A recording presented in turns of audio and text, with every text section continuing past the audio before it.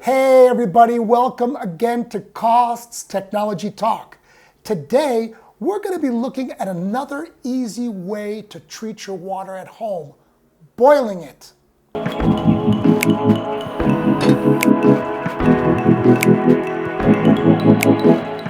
Well, here it is, a pot from my very own kitchen.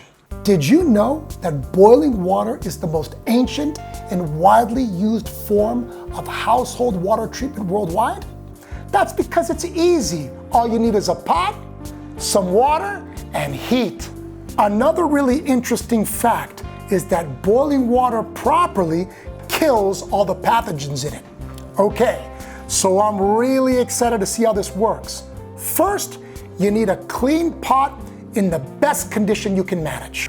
Now, we need to fill our pot with water. Remember, if your water is turbid, you're gonna need to let it settle first. Then, we're gonna place our pot onto a heating element.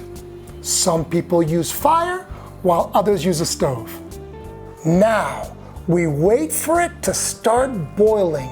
That means we see it begin to bubble. There, I see it starting to boil. Now that it's boiling, I'm gonna set my timer for 3 minutes. Now, if you live at sea level, boiling your water for 1 minute is fine. But if you live at 2,000 meters above sea level, you should boil your water for at least 3 minutes.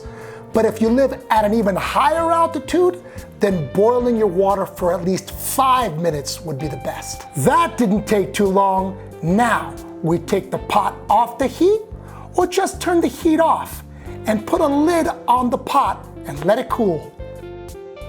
The lid is very important as it protects your water from getting recontaminated. Some people don't like the flavor of boiled water. Others don't like waiting for it to cool.